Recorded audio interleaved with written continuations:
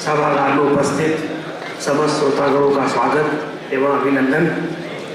आज मुझे एक ऐसे व्यक्तित्व का परिचय कराने का सौभाग्य हुआ है जो कि न एक गुरु, एक प्रेरक, एक शिक्षक, पूर्ण रूप से अध्यात्म में जुड़े हुए एक दार्शनिक, जिनका की झुकाव मात्र 8 वर्ष की उम्र से ही अध्यात्म की ओर जुड़ गया था। ऋषिकुल परंपरा को मानने वाले आज राष्ट्र के नव निर्माण में लगे हुए हैं। कार्यक्रम को बहुत लंबा होना है, आप सबकी बहुत इच्छा है सबको सुनने के लिए, इसलिए मैं बहुत ही संक्षिप्त में बताना चाहता हूँ।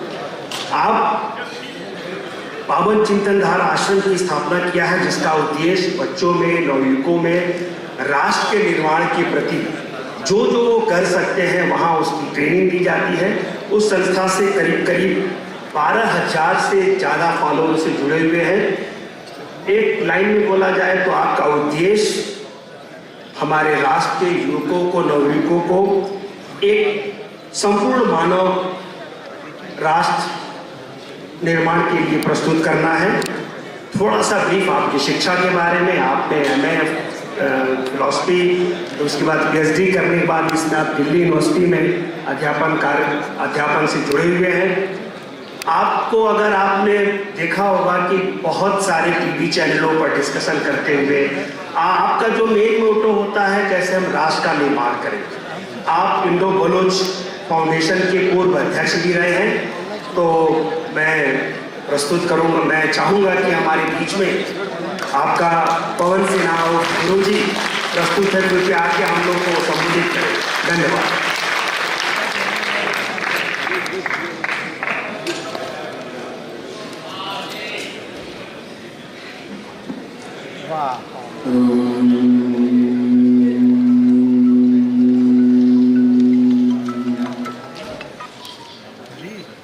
माँ भारती को प्रणाम करता हूँ।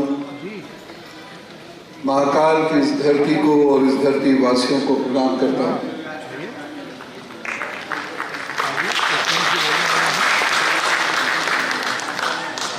काशी से मेरा नाता ननिहाल का भी है, तो अपने जितने भी मेरे मामा मौसी यहाँ बैठे हैं सबको प्रणाम करता हूँ।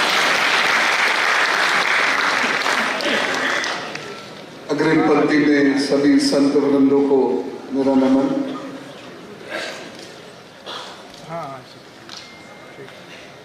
हम जिनकी सदारत में यहाँ हैं, रोटेरियन राकेश जायसवाल जी और उनके सभी मित्रगण,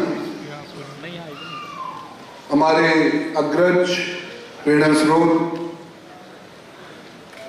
श्री हरिशंकर जैन साहब,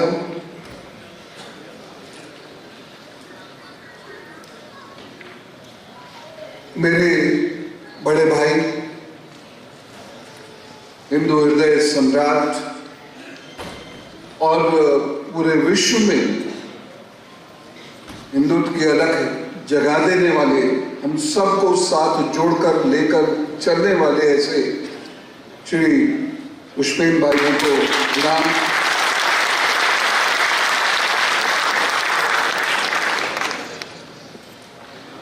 जिनको भी आपने सुना, जिनके अनुभव का लाभ लिया, ऐसे कर्नल आवेशन सिंह साहब,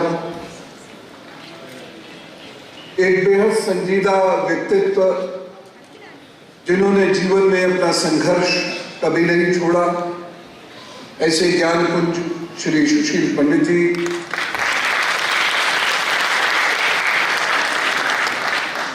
और हम सबके बहुत प्यारे, बहुत चहेते और जिनका जन्मदिन भी है, ऐसे मेरे प्रिय विष्णु जी।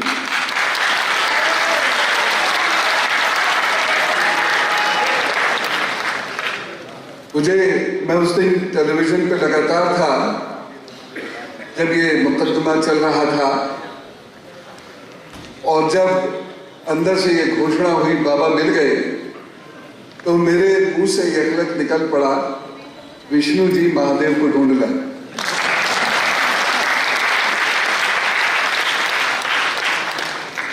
और इससे मेरे वो साथी जिनके दाढ़ी बड़ी थी लेकिन मूंछ छोटी थी या नहीं थी, वो थोड़े नाराज भी हो गए थे। भारत का सपन देने वाले श्री नितिन जी, कर्मठ, सुधीर जी, सुभाष जी और जो 4 नाम अब मैं लूंगा और आप सबसे अपेक्षा करूंगा, उनके लिए आपकी तालियां, आपकी कर्तव्य ध्वनि बजे। वो है सीता जी, मंजू जी, लक्ष्मी जी और रेखा जी।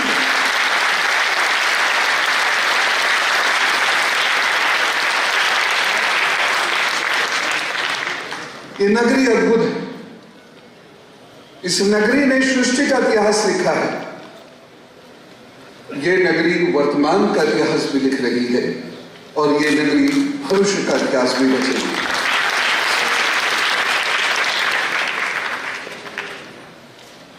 हमारी संस्कृति जितनी कुचली गई, उतनी शायद विश्व की कोई और संस्कृति कुचली नहीं गई होगी। हमारी संस्कृति जितनी समृद्ध थी, उतनी शायद विश्व की कोई और संस्कृति समृद्ध नहीं रही होगी। लेकिन हमारी संस्कृति पर जो हमले हुए, सामान्यतः 712 से हमला हमें याद रहता है मोहम्मद बिन कासिम का, लेकिन ये हमले श्री कृष्ण के समय पर होने शुरू हो गए थे। काल यवन का नाम सबने सुना होगा। यवन से आप समझ गए इशारा किस ओर है, और श्री कृष्ण ने पटकी दे दे के उस यवन को मारा था। आज तरीके बदल गए। श्री कृष्ण के समय में भी तरीका अलग था। उन्होंने एक ऋषि की तरफ उसको भेज दिया कि जाओ।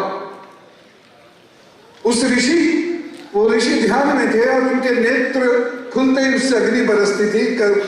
काल यवन जब वहां पहुंचता है तो उसने ऋषि को जगा दिया और ऋषि का गुस्सा टपका और वह भस्म हो गया। कुछ इसी प्रकार का तरीका हमारे श्री हरिशंकर जैन जी और विष्णु जैन जी अपना रहे हैं।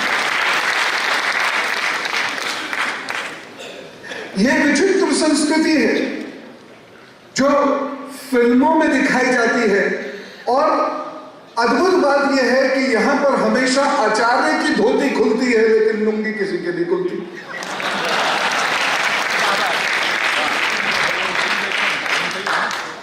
इतना पूर्वग्रह। बाहर से लोग आते हैं तो थोड़ा डर के रहते हैं। जिसके घर में रहते हैं वो उनको आदर सम्मान देता है और वे उसके घर की इज्जत करते हैं, उसकी परंपराओं की इज्जत करते हैं। हमारे यहां बिल्कुल उल्टा हुआ। हमने इज्जत दी और वो हमारे सिर पर आकर बैठ गए। और एक तो ऐसा शहंशाह हुआ जिसका जबरदस्त महिमा मंडन किया गया और उसने हमारे सिरों की एक मीनार बना के रख दी और उसका नाम था अकबर। उसको महान कहा गया। उसको महान कहा गया जिसने लोगों को मारा और उनके जनेऊ इकट्ठे करे और बाद में उसको तोला। हमने उसको महान कहा जिसने हमारे ऋषियों को, संतों को परेशान किया। ये तो जब वो आखिर दौर में चला तो आखिर दौर में मुसलमान हो गया, नहीं तो ये वो शख्सियत थी जिसने भारत को कुचलने में कोई कसर नहीं छोड़ी। लेकिन भारत के लोग और महाराणा प्रताप, भामाशाह, इन सब लोगों ने उसको ना कुचलने चलता किया। हमारे लोग लिखते हैं कि राणा प्रताप हार गए थे, उसके लोग लिखते हैं कि राणा प्रताप हारे ही नहीं थे, राणा प्रताप पकड़ में ही नहीं आए थे। बताइए। हमारे लोग देखते हैं कि पुरु अलेक्जेंडर से हार जाता है और पुरु का जो इतिहास और अलेक्जेंडर का जो इतिहासकार है हेरोडोटस, वो लिखता है युद्ध ही नहीं हुआ था। कैसा विचित्र देश है। और इस देश को जगाने के लिए जो कार्य किया है लोगों ने, महान है वो लोग। और जो आज भी जो कार्य कर रहे हैं, महान है ये लोग। और इन लोगों के लिए कर्तव्य होनी चाहिए।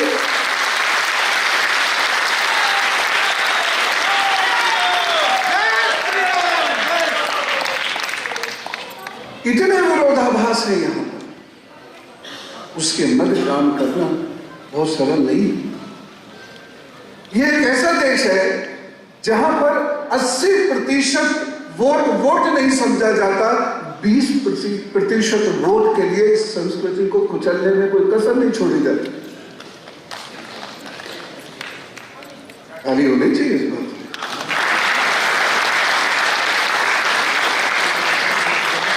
और यही से जो भी कर्नल साहब कह भी रहे थे, और आज उन्होंने इशारा नहीं किया बल्कि पूरा दरवाजा खोल कर दिखाया हमको कि जो उन्होंने बात कही वो यही बात है। और ये हमारे ऊपर एक बहुत बड़ा खतरा है। हिंदू अर्थव्यवस्था एक हुआ करती थी। देखिए, जब हम बात करते हैं हिंदू राष्ट्र की या जब हम बात करते हैं हिंदू राज्य की, तो उसकी समस्त व्यवस्थाओं को देखना पड़ेगा, चाहे वो धार्मिक व्यवस्थाएं हो, चाहे आध्यात्मिक व्यवस्थाएं हो, चाहे आर्थिक व्यवस्थाएं हो, चाहे वो राजनीतिक व्यवस्थाएं हो। हमारी जो आर्थिक व्यवस्था थी, हिंदू अर्थव्यवस्था के नाम से जानी जाती थी, कुचल दी गई। हमारी जो धार्मिक व्यवस्था थी, जिसकी तरफ हमारे अग्रज श्री जैन साहब ने भी इंडिकेट किया, क्या जरूरत पड़ी है हम लोगों को मानसिक गुलामी का प्रदर्शन व्यास पीठ पर बैठ के करने की? क्यों? किस बात का डर है?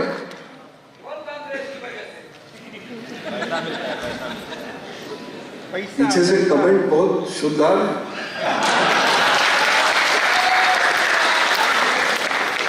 और देखिए, मेरी मामा की नगरी है, आप भी मेरे छोटे मामा ही होंगे। मुझे यह माइक की जरूरत पड़ रही है, आपको नहीं पड़ रही?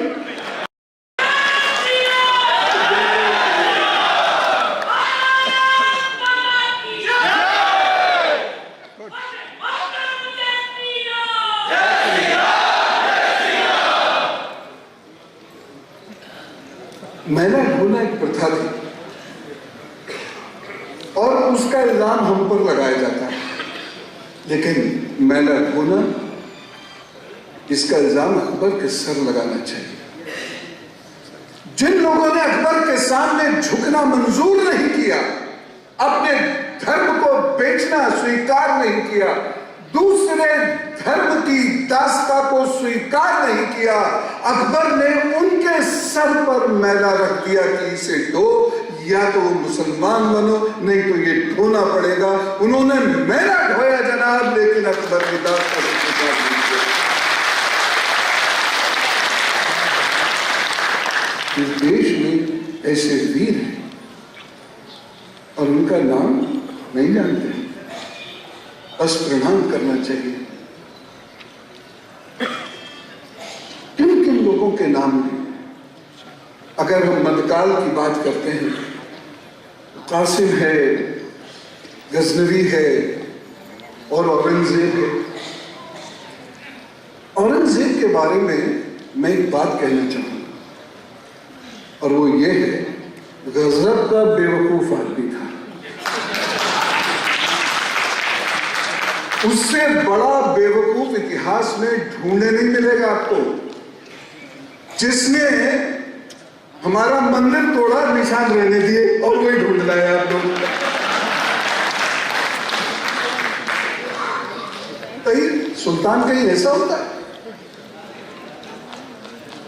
अगर दुश्मन देश में घुसना भी हो और निशान भी ना छोड़ना हो, तो ये माननीय प्रधानमंत्री नरेंद्र मोदी से सीखे।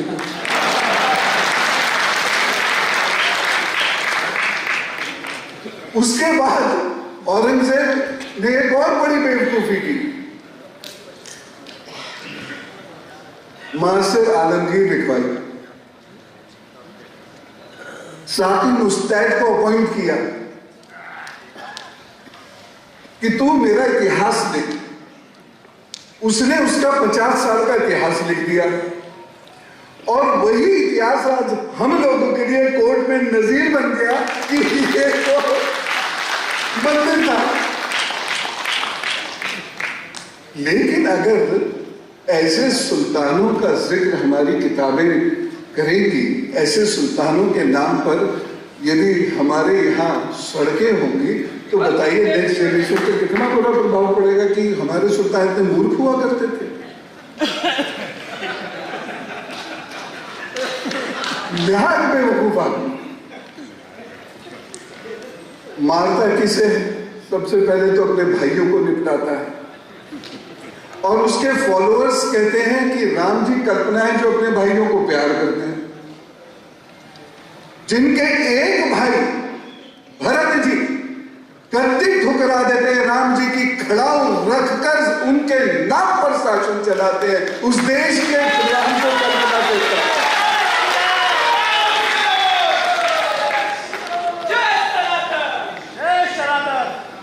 जय सनातन। ये भारत है। अभी कुछ दिनों पहले एक चैनल है इंडिया न्यूज, उस पर डिबेट हो रही थी। वो किसी पाकिस्तानी को पकड़ रहा है, हैदर को। सामने पाकिस्तानी हो तो लो ब्लड प्रेशर हाई वैसे ही हो जाता है, हमें भी गुस्सा आ जाता है।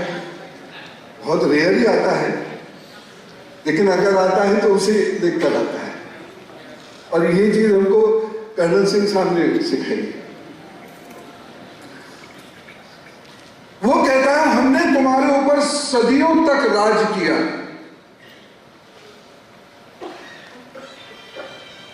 आप इस बात पर कभी विश्वास मत करना, कभी विश्वास मत करना। एक छोटा सा इलाका था मुगलों के पास। दक्षिण में मुगल कभी नहीं गए, उत्तर पूर्व में मुगल कभी नहीं गए। मराठाओं ने मुगलों को डांट के भगाया, फिर मार के भी भगाया। आगरा, दिल्ली और पंजाब के कुछ हिस्से, बस ये मुगलों का राज था। कभी ये मत सोचना कि वो हमारे हुक्मरान रहे, नहीं रहे।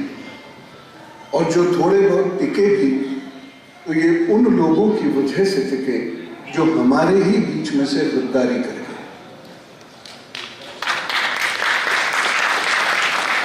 और यही लोग आज भी सुरक्षा के लिए बहुत बड़ा खतरा है। जरा सोच के देखिए, मैं 2-3 उदाहरण प्रस्तुत करना चाहता हूं। आंखें खुलनी चाहिए। आज आप जो इतना समय दे रहे हैं हम लोगों की झोली में, आंखें खुलनी चाहिए सबकी। जब अंग्रेज गोली चलाता है जलियांवाला बाग में, तो उसकी फौज में कितने लोग होते हैं जो अंग्रेज थे? जरा बताइए। जब डांडी मार्च होता है और लठ चलते हैं, तो लठ चलाने वाली जो पुलिस है उस वक्त, उसमें कितने लोग होते हैं अंग्रेजों के? 80,000 से 1 लाख लोग तो अंग्रेज कुल मिला के रहे हैं बस। बाकी जो शासन चलाया है वो जयचंदों के आधार पर चलाया है। और सरकार इन्हें नहीं पहचान सकती आसानी से, हम पहचान सकते हैं, क्योंकि हमारे बगल में बैठा हुआ होगा तो हम उसको पहचान जाएंगे। उसका बाइकआउट करना शुरू कर दो, चाहे वो आपका जीजा भूपा ही क्यों ना हो। यही 2 ऐसे रिश्ते हैं जिसका बाइकआउट करना बहुत मुश्किल है।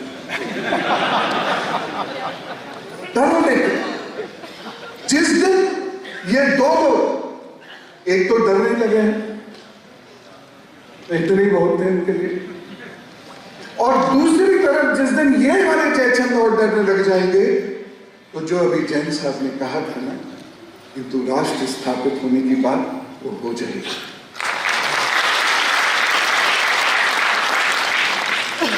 किसने राम को कल्पना बताया था? कौन वो केस लड़ा था?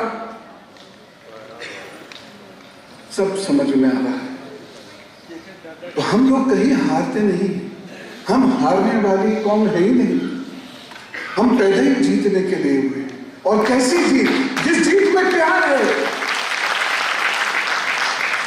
हम कब्जाते नहीं हैं। हमारी संस्कृति इतनी प्रचंड है, इतनी सुंदर है, इतनी खूबसूरत है कि लोग इसे स्वीकार कर लेते।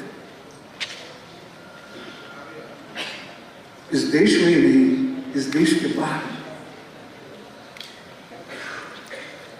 ये जो आंतरिक सुरक्षा को खतरे हैं, ये लोग जो स्लीपर सेल का काम करते हैं, इन्हें समझने की जरूरत है।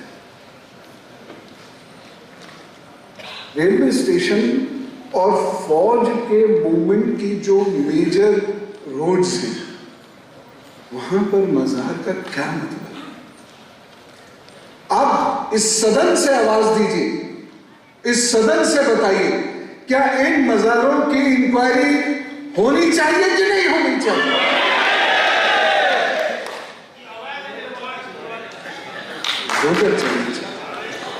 पता ही नहीं नीचे कौन आके लेट गया।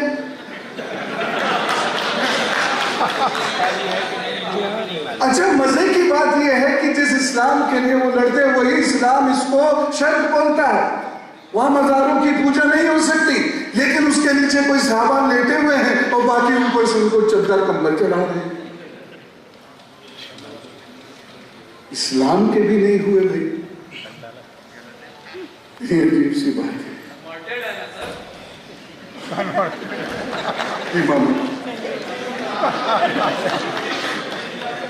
बिल्कुल। और ये जो मज़ारे हैं, ये आपको ज्यादातर कुछ स्ट्रेटेजिक लोकेशंस पर मिलेंगे। प्रोफेसर सरिता पांडे जी की रिसर्च है, अब तो वह नहीं रही इस दुनिया में। जेएनयू में उन्होंने रिसर्च की थी राजस्थान के मज़ारों पर। काश कि आप उस रिसर्च को पढ़ें, समझ में आएगा कि किस तरीके से जो हमारे मेन पॉइंट्स हैं, जहां से हमारी फौजें किसी अटैक को डिफाई करने के लिए जाएंगी, वहां सब जगह ये चीजें मौजूद हैं। ऐसा उनकी रिसर्च ने कहा। सोचने की बात है। वो पाकिस्तानी हमको समझा रहा था कि हम असहिष्णु हैं। मैंने उनसे कहा कि जब देश आजाद हुआ था हमारा, तो तुम्हारे यहां 428 बड़े मंदिर थे, आज कुल 20 हैं, जिसमें अकेले सिंध में 11 है। कहां गए बाकी 408 मंदिर? असहिष्णु कौन है? और हमारे यहां मस्जिदें देख लो, बढ़ती चली जा रही है, बढ़ती चली जा रही है, बढ़ती चली जा रही है। हमारे यहाँ वक्फ बोर्ड बढ़ता चला जा रहा है, पुष्पित पल्लवित होता चला जा रहा है। आपके यहाँ मंदिर घटते चले जा रहे हैं। 15% की आबादी थी हिंदुओं की पाकिस्तान में, आज घट के 1.6% रह गई। या जला दिए गए, या मार दिए गए, या उनकी बेटियां कन्वर्ट कर दी गई। ऐसी खतरनाक त्रासदी से हम पाकिस्तान में रोज रूबरू होते हैं। मत भूलिए बांग्लादेश में हमारे साथ क्या होता है। 11 परिवार एक दिन में जला के मार दिए जाते हैं, और गलती से फितने की वो नवरात्र पूजन कर रहे थे। खून उनके घरों के आगे फेंक दिया जाता है और हंसा जाता है। चलो लड़के हैं कर गए, लेकिन बुजुर्गवारों को तो रोकना चाहिए था ना, वो भी नहीं रोके। गलती सिर्फ इतनी थी कि हम पंडाल सजा रहे, यहां इज्तिमा के लिए 5-5 लाख लोग इकट्ठा होते हैं, सड़कें अवरुद्ध हो जाती हैं, उनको रास्ता देते हैं। आज भी कई घंटे रास्ता दिया था।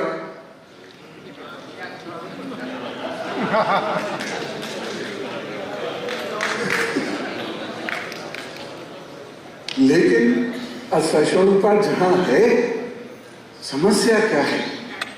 जहां असहिष्णुता है वहां वो चीखते बड़ी जोर से है, और जहां सहिष्णुता, सरलता और सरसता है, वहां चीखना अभी शुरू कर दिया है, और वो भी सब मिलकर नहीं चीख रहे।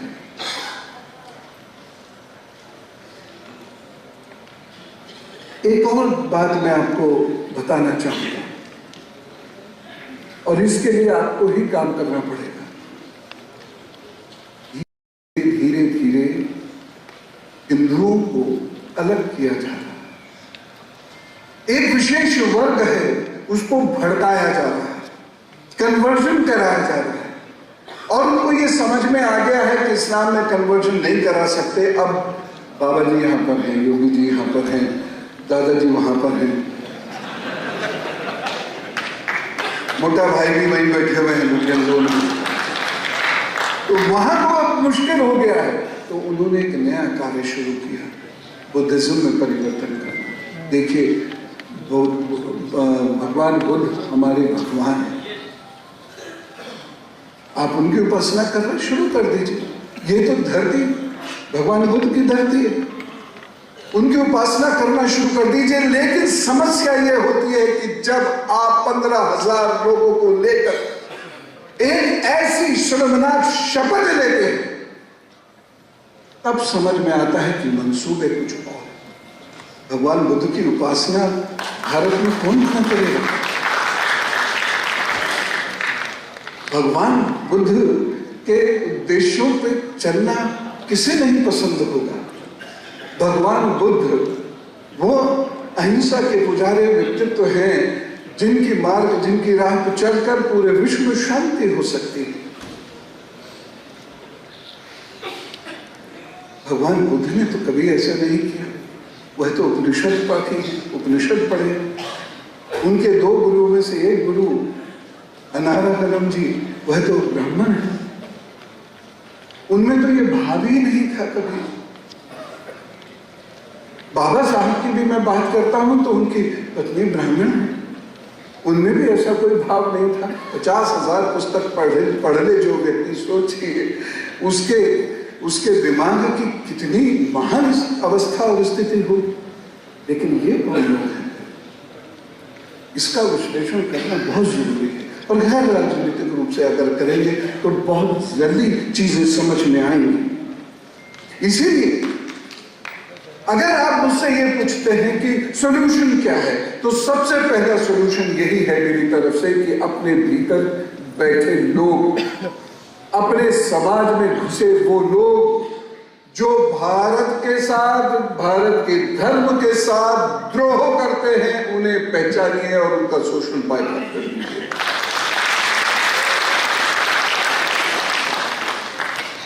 दूसरा उपाय, धर्मशास्त्र को पढ़िए। तो और मैं सदा से इस बात को कहता हूं, धर्मशास्त्र को पढ़िए। जिस दिन धर्मशास्त्र को पढ़कर उसका पालन करने लगेंगे हम लोग, पूरी दुनिया हमारा मजाक उड़ाना बंद कर देगी। प्रशांत भूषण जी का वह स्टेटमेंट आपको नहीं याद है जिसमें उन्होंने श्री कृष्ण जी को रोमियो कहा? तो मिल गए टीवी पे। लेकिन कहीं ना कहीं गलती हम भी करते हैं, कहीं ना कहीं यह गलती हमें भी अपने से दूर करनी पड़ेगी। अपने धर्म को पढ़ना होगा और साथ ही साथ हमें लगातार यह प्रयत्न करना होगा एक निजी स्तर पर और दूसरा सब लोगों को मिलजुल कर संवेद्य स्तर पर कि इतिहास की पुस्तकें सही रूप से पुनः लिखी जाए।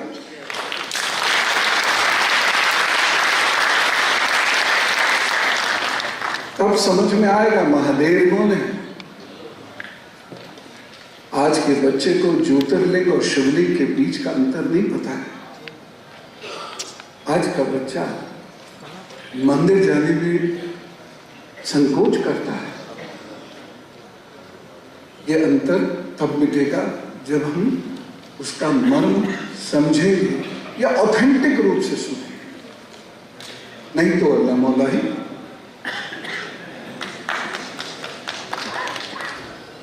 एक और बात बताऊं, आंतरिक सुरक्षा की बात आती है तो हमारी उंगली सीधी पाकिस्तान पर उठती है। ऐसा नहीं, वो तो एक लिहाजा मात्र है। और बहुत सारे देश हैं जो इस प्रकार से हमें कमजोर कर रहे हैं जिससे हमारे बाजार पर कब्जा किया जा सके। लड़ाई अर्थव्यवस्था और संस्कृति की ही होती है, युग चाहे कोई भी हो।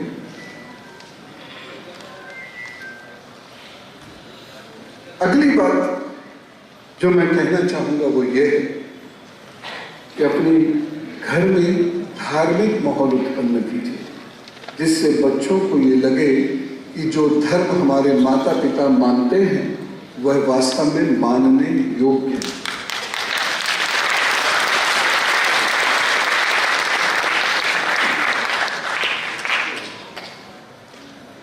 21 जुलाई 2021 में ड्रोन ने कुछ हथियार गिराए थे, एयरफोर्स स्टेशन पे टेस्ट किया था। ये एक बहुत बड़ा खतरा है। जब भी कोई भी ऐसा, वो अलग किस्म के ड्रोन्स होते हैं, उनको कभी भी उड़ता हुआ अगर आप देखें बाबा के आसपास, अर्क हो जाए, पुलिस को इन्फॉर्म कर दें, क्योंकि बड़े ड्रोन्स लाइसेंस के बिना उड़ाए नहीं जा सकते। शादी ब्याह के फूल तो बरसाए जा सकते हो, तो कोई दिक्कत नहीं, ज़्यादा ऊंचा उड़ता भी नहीं, लेकिन बड़े ड्रोन से अधिक हैं और उनकी जो स्पीड है, आपको आश्चर्य होगा, 150 से 900 माइल्स पर आवर तक की स्पीड है। सोचिए वो कितना बड़ा हथियार फेंक सकता है। तो पुलिस को इन्फॉर्म जरूर कर दीजिएगा। चलते चलते मैं 4 लाइनें आपके सामने रखना चाहता हूं और हृदय से लिखी है। हृदय की आवाज हृदय तक पहुंच रही है। अपना इतिहास, ध्यान से सुनिएगा, अपना इतिहास पन्नों में छिपने न दो। अपना इतिहास पन्नों में छिपने न दो, अपनी दास्तानें धूल में मिलने न दो। अपना इतिहास पन्नों में छिपने न दो, अपनी दास्तानें धूल में मिलने न दो। तुम महाकाल की संतानें हो, काल के कपाल पर अपना नाम मिटने न दो।